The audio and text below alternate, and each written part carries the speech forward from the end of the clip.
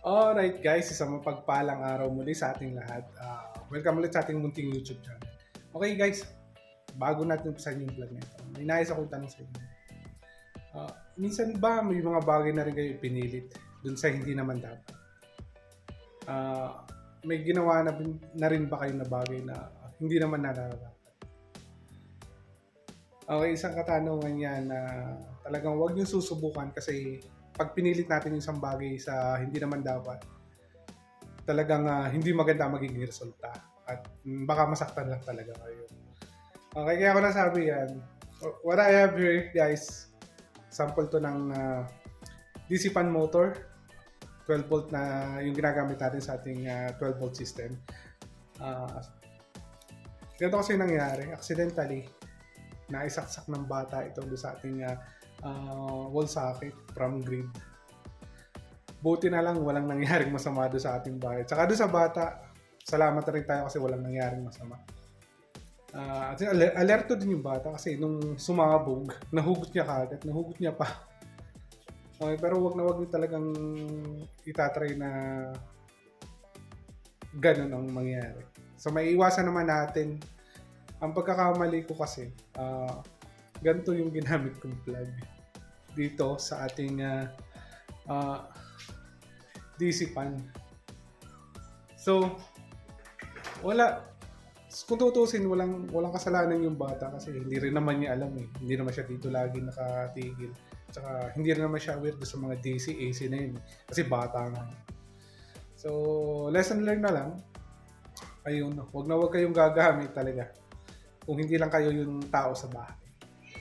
Okay, luckily, na-restore na natin yung ating DC fan at nagkukuha na ulit siya.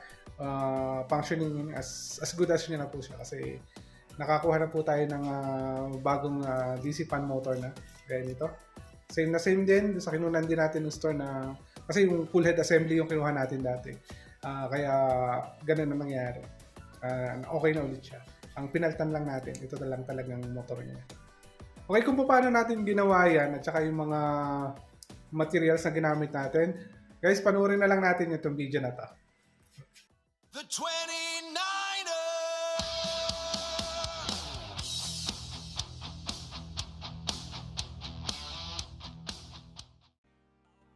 Okay, dyan yung ating DC fan na sumabog. Then, ito yung mga in-order natin. I-unbox natin. Ito yung motor ng ating DC fan. Ayan, yan po yun. Then, yan po yung mga connector. Yan po yung binili ko para ipalit doon sa plug. Kumuha din tayo ng ganitong controller pero hindi ko na siya nagamit. Okay, yan. Sa Shopee po lahat yan. Then, kakalasin na natin yung ating electric fan. Okay, para lang din tayo nagkakalas ng ordinary, typical na electric fan. Ginagamit natin sa bahay. Same na same lang din. Mapapansin natin, may napansin ako, yung nakuha ko ng motor, walang kasamang circlip o yung stopper nung propeller. Kaya need ko na ingatan ito. Tanggalin ko siya at ilalagay natin dun sa bago natin. Okay, tanggalin natin yung head assembly. Medyo mahaba yung tornilyo niya. Guys, nakuha ko lang din yan sa lumang electric fan, lumang stand fan yan. Ayan, kumuha tayo ng flat screw kasi medyo mahirap i-disassemble yung head niya. Dahil medyo mahigpit pa yung pagkaka-lock. Okay, konting tiyaga. Dahan-dahan lang para hindi masira yung pinaka-hook niya. Medyo mahirap pa yan. Okay, ganyan din yun. May oscillation na mechanism din siya. Same na same din. Gaya ng typical na electric pan na ginagamit natin. Okay, pinutol na natin yung pinaka-wire niya. Para kabitan natin ng bago. Okay, para maalis natin yan, tanggalin natin yung sa harap. Ayan, ito yung salarin. Kung bakit sumabog. Huwag kayong gagamit yan. Gumamit na lang kayo ng ganitong type ng mga socket. Yung pang DC talaga na connector. Ayan, para safe na safe na. Okay, natanggal na natin yung ating lumang motor. Kakabit naman natin ngayon yung ating bagong nabili. Okay, yan. Buti na lang ganito yung socket niya. Yung sinusuksok na lang. Namumroblema kasi ako, baka wala kasi akong panghinang. Buti na lang at ito'y ganito na lang na socket gamit niya. Hinanapan natin ng lugar. Medyo mabusisi din trabaho to. Ayan. I think guys, hindi natin may ikabit ng husto to. Kailangan talaga natin na tanggalin yung oscillation mechanism. Yung gear niya na yung tumutulong ba para umikot yung lumingon yung kuha natin, yung head mag-turn. Ayan, suksok natin. Maganda kasi dito, plug and play lang eh. Hindi siya kagaya na nung pang AC na kailangan mo talaga maghinang. Ayan, ganun. Kita natin, tinatanggal natin yung oscillation na mechanism niya.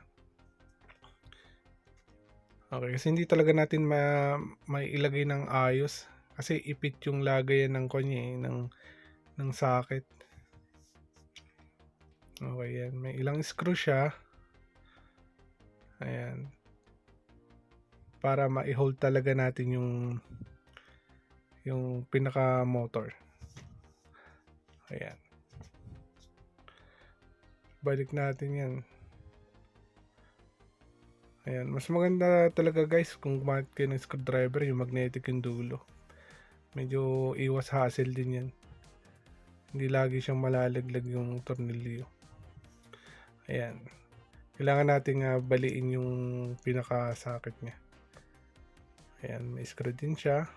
Yung oscillation mechanism niya, kailangan din nating ikabit.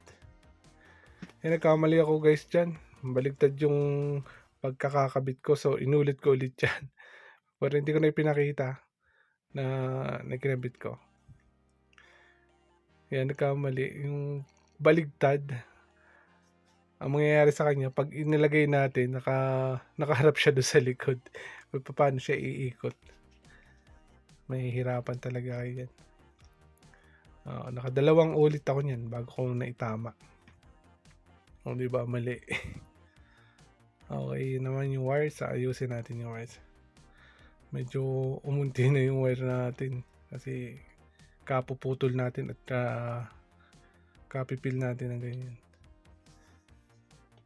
Okay, gamit na lang tayo ng pliers. Okay yan, negative, positive. So, alam naman natin yan kapag DC, pagbaligtad ang kabit niyan, baligtad ang ikot. Pahigop. Nagiging con siya. Hindi siya electric fan. Nagiging exhaust fan. Yan, Mito tape yung ginamit natin, yung pang ginagamit sa mga harness ng sasakyan. Kasi parang mas okay gamitin to lalo pag DC lang naman siya eh. Hindi naman siya yung typical na AC. Hindi ganun kataas yung voltaheng dadaloy dyan. So, mas maluwang pating gamitin. Less hassle din siya. Okay, yun na nga. Na-assemble na natin. Ayun, kita natin baligtad. Pero okay na siya. Gumagana pa rin siya. Balik natin yung cover. Yung back cover ng ating electric fan. Ayan. Tayo natin lang mag-snap. Ayun o, yung sinasabi ko sa inyo, yung stopper niya, yung pinaka-circlip, tatransfer natin doon sa bago. Kasi walang kasama yung ating nabili na motor ng pan. Yan. Ingat lang kasi medyo mahigpit yung pagkakalagay. May pangtanggal sa kanya sadya kasi wala ako nung tools na yun. Kaya pliers na lang. Ayun, natanggal natin din. Kabit natin sa bagong motor. Yan, may stopper na din siya. Hindi na didiretso yung pinaka-hélice ng ating pan dun sa likod. So, ilagay na natin doon sa stand. Ganyan lang. Kung paano natin inalis, ganun din natin na ibabalik. Medyo malapit na tayong matapos.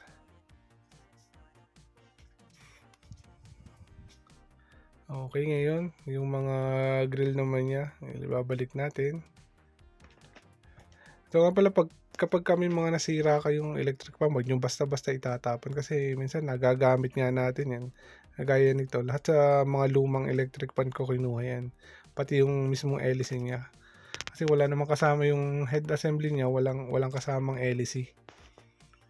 Yan yung pinaka front grill. Ayan na. Tanggalin natin yung may kasalanan ng lahat. Okay. Ayan, yun ang ating ikakabit.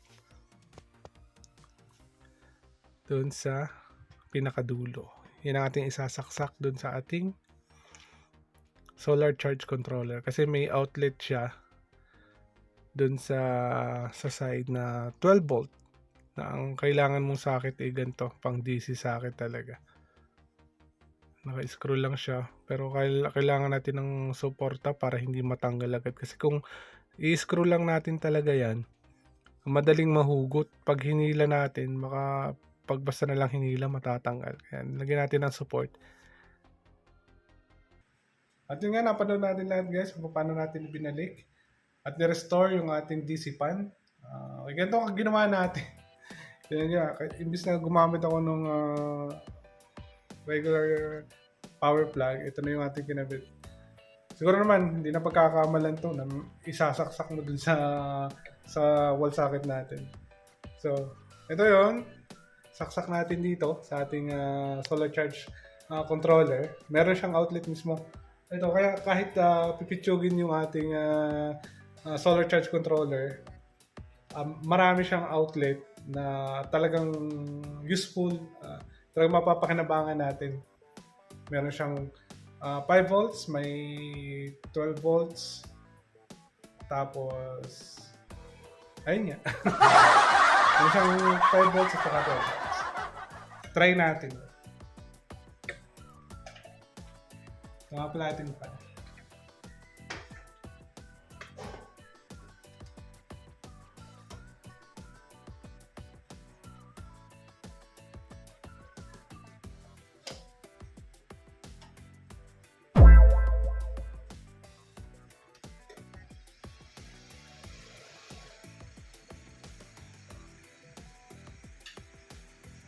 Ayun o. Gumagano na din siya. Lakas ng hangin guys. Goods na, goods na.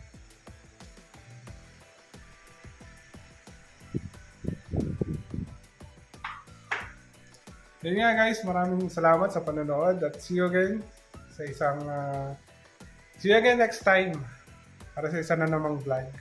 Update sa ating munting solar power system. Maraming salamat. God bless you. The 20